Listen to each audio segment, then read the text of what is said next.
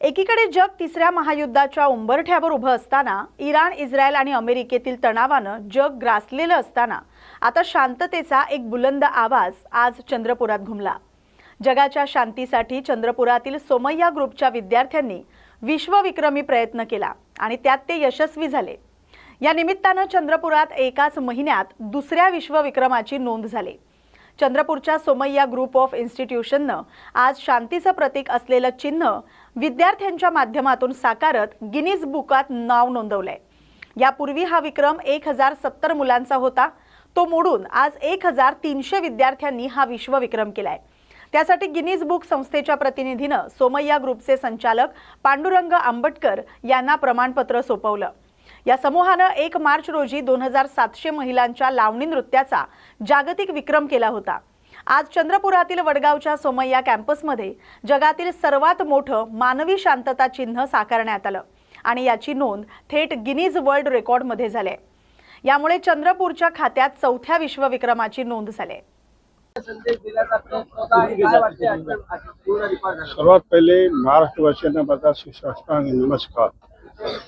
चंद्रपूर जिल्ह्यामध्ये, चंद्रपूर शहरामध्ये आज जगाला शांतीचा संदेश देण्यासाठी वर्ल्ड पीस सिम्बॉलमध्ये आमचे सोमय्या ग्रुप ऑफ इन्स्टिट्यूशनचे विद्यार्थी आणि टीचर्स प्रतिकृती करून पूर्ण जगाला इथे अशांती आहे, जसे इराण,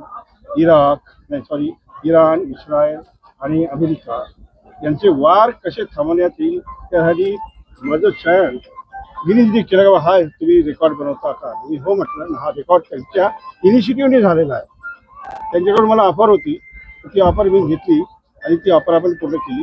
आज जो संदेश आहे पूर्ण जगाला शांतीचा संदेश देण्यासाठी सोमय्या ग्रुप ऑफ इन्स्टिट्यूशननं इनिशिएटिव्ह घेतला आणि त्यासाठी 10 दिवसामध्ये हा कार्यक्रम हा उपक्रम यशस्वीरित्या पार केलेला आहे।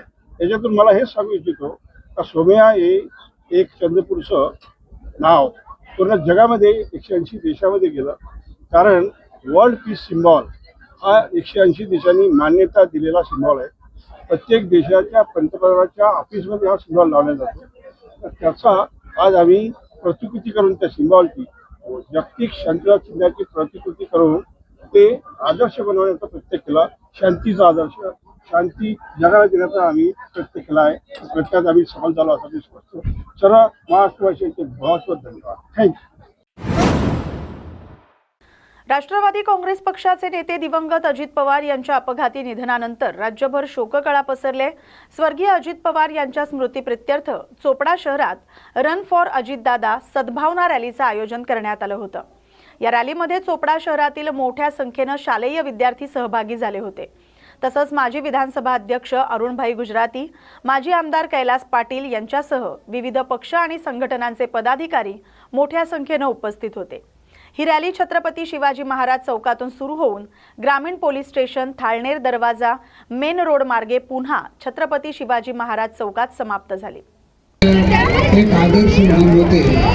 अजितदादा मुख्यमंत्री झाले असते तर फार उत्तम काम केलं असतं, अशा पद्धतीने विद्यमान आपल्या मुख्यमंत्र्यांनी देखील त्यांच्या संदर्भात बोललेलं आहे। तर महाराष्ट्राचं एक गावातील प्रत्येक नागरिकाचं, कार्यकर्त्यांचं नावानिशी, चेहऱ्यानिशी ओळखणारं हे व्यक्तिमत्व होतं। सर्वांना न्याय देणारं हे व्यक्तिमत्व, सामाजिक न्याय कसा दिला पाहिजे याचा आदर्श आपल्याला अजितदादांच्या जीवनातून मिळतो। मी आजच्या त्या कार्यक्रमाचं आयोजन केलं म्हणून त्यांचं मी कौतुक